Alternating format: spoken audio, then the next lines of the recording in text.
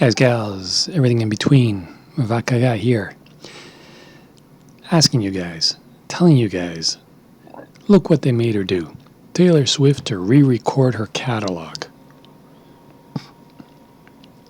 Ending a summer of speculation, singer Taylor Swift confirmed Thursday that she's planning to re-record her existing catalog in order to regain artistic and financial control of her material after her former record label sold it in a reported $300 million deal.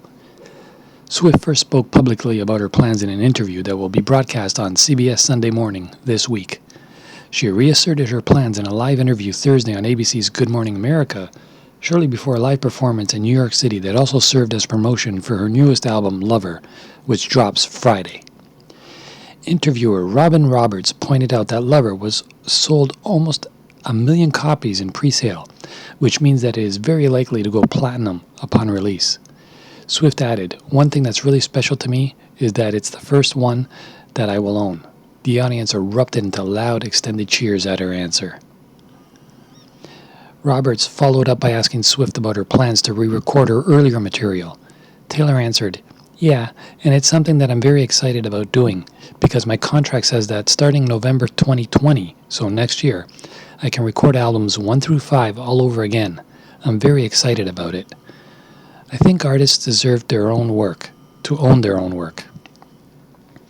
I just feel very passionately about that." The fate of 2017's Reputation, her 6th project release on her former label, is unclear at this point. Swift's announcement comes nearly 2 months after her former label home, Big Machine, was sold to Ithaca Holdings, an umbrella company owned by impresario Scooter Braun.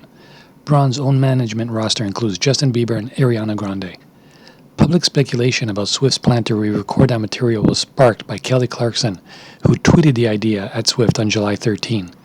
This is Kelly Clarkson's tweet to Taylor. "Just a thought. You should go in and re-record all the songs that you don't own the masters on exactly how you did them, but put a brand new art and some kind of incentive so fans will no longer buy the old versions. I'd buy all of the new versions just to prove a point." End of tweet. Big Machine, which founded by Nashville music industry veteran Scott Borchetta, signed Swift in 2006. Swift, then just a teenager, was Big Machine's staple artist, and her first 6 albums were released on that label. Swift claimed that she was unaware of the sale to Braun's company and called the deal "my worst-case scenario," alluding to Braun's involvement in a number of feuds between her and artists he has managed, including Kanye West. Swift also said that she had tried to buy back her masters from Big Machine, but that the terms the label offered her were intolerable. In a blog post she wrote, "For years I asked, pleaded for a chance to own my own work. Instead, I was given an opportunity to sign back up to Big Machine Records and earn 1 album back at a time, 1 for every new one I turned in. I walked away because I knew once I signed that contract, Scott Borchetta would sell the label, thereby selling me and my future. I had to make the excruciating choice to leave behind my past." Last year, Swift signed a deal with the world's largest record company, Universal Music Group, and its subsidiary, Republic Records, levers her first release under this new contract. For artists, master recordings, the original recordings of musicians' work, are vital musically, historically, and financially. In most situations, labels own their masters, but many musicians, both prominent and independent ones, have tried to hang on to their masters.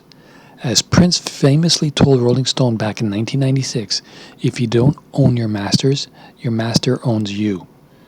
Some artists have jumped up the opportunity to re-record their work, sometimes for artistic or technological reasons, such as in the case of Car Set Headrest, who recorded 2011's Twin Fantasy and re-released it last year, and other times with far more explicitly financial goals. One example is the one-hit wonder Wang Chung, who in 2007 re-recorded Everybody Have Fun Tonight in order to rejigger its licensing profits. Squeeze followed suit in 2010. Singer Glenn Tilbrook wrote in The Guardian, "If one of my children was doing a life sentence in prison for a crime I knew they hadn't committed, I would do my best to get them out, no matter what. Having the recordings of my songs owned forever by someone else with no chance of getting them back is a little bit like that." What do you guys, gals, and everything in between think? Agree? Disagree with that? Let me know in the comments below. As usual, I appreciate each and every one of you. Subscribe if you're a newcomer. If you're an old comer or a newcomer, hit that like button, and we'll talk to you later. I'm out.